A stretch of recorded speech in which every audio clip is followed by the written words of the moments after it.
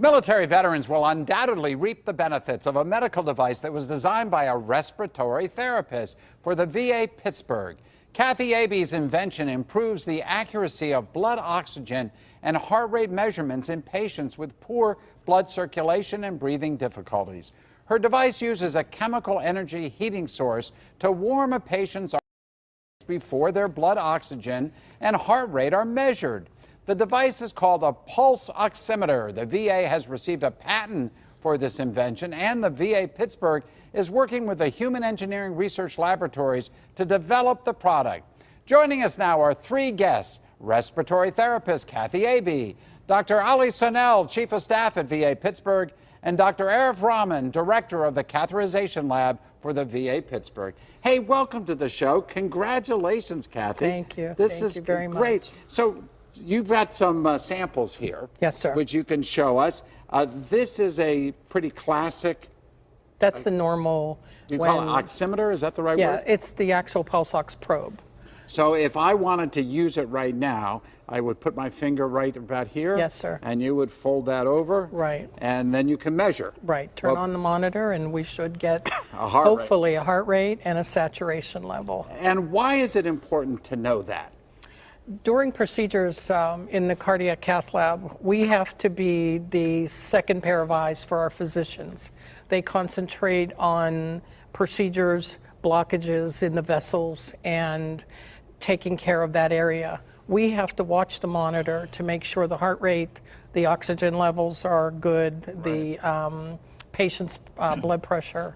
And so when we attach all the equipment, they are on our monitors, right, and if we don't get a reading, it's very difficult to do the procedure. I'm not sure we're getting a reading here, but I may have done this wrong.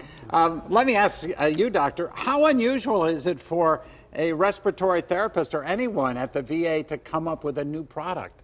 It's very unusual, and we're very proud of what Kathy has done. The interesting thing about what she did was she had a problem in her day-to-day work that she was trying to solve, right, and she had a solution in mind to solve it, and that's what she brought to us. And we're very proud of that, but we do encourage all of our employees to come forward with new ideas like Kathy did.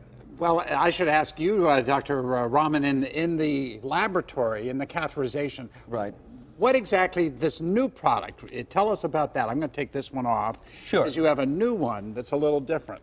This is the one you invented. Yes, sir. So this new product will help us determine the correct oxygen saturation on a patient who comes in, who has extensive peripheral vascular disease or who are in cardiogenic shock, where the heart is not pumping adequate amount of blood. Mm-hmm. So this device will help us calculate or get an accurate oxygen saturation, which is very important because we want to make sure that our patients have a right saturation, because this will change our management. So what I have in my hand right now, this is it looks like the old one, except it's a little bigger and it's a little bulkier because it has what, a heating element in this? There's a chemical compound, and the actual engineers, yes, sir. The engineers at Hurl have designed and are working to get us a actual chemical compound that will last hopefully 8 hours. Right. Which makes it economically sound for the hospitals to use, because per shift, you'd be able to put the probe on, get that reading on a long-term patient, right, who is very ill, and at the change of shift, they would be able to bathe the patient, take it off, and apply another one without being extremely expensive. So let me ask the doctors, why is it important that the extremities, that my finger or wherever you're taking the measurement, why is it really important that it be warm? I mean, I've had those clips, they put those clips on your fingers many a time, and nobody ever said that they're getting a false reading. So the way the conventional device reads is every time we have a heartbeat, it essentially pushes the red blood cells to that fingertip, and that device requires those red cells to be flowing freely there. And if our fingers get cold and clammy, then there won't be the degree of blood flow that the device needs in order for it to read an accurate oxygen saturation. And that's a patient safety issue because we use sedation for these procedures, and that's one way we make sure that the patients are breathing and oxygenating properly. Oh, now we have my pulse reading. Oh, it's a little higher than it was when I started. That must be this TV show. So, oh, it's coming down. Is that normal? Yeah, you're Yes. relaxed. I'm relaxing. So, is it important, doctor, when you do surgeries? Is it the anesthesia part that you care about for the? It is, because we want to make sure that the patients are well oxygenated. So it's important that we get an accurate reading. Because if they're not well oxygenated, then we're worried that they may have some brain damage or they may have other organ damage because adequate oxygen is not being supplied to the different organs. Yeah, I'm at 70. That's pretty normal, isn't That's it? your heart Yes, rate. it That's your heart rate. My heart rate. So I'm okay on that. And then when it says 98, what does that mean? That's 98% oxygen saturation in your blood. Is that good? That is very good. That is very good. That's where I'm we going to want live, it. folks. There's going to be another edition of the Sunday Business Page. I'm happy to hear that. So you've patented this device.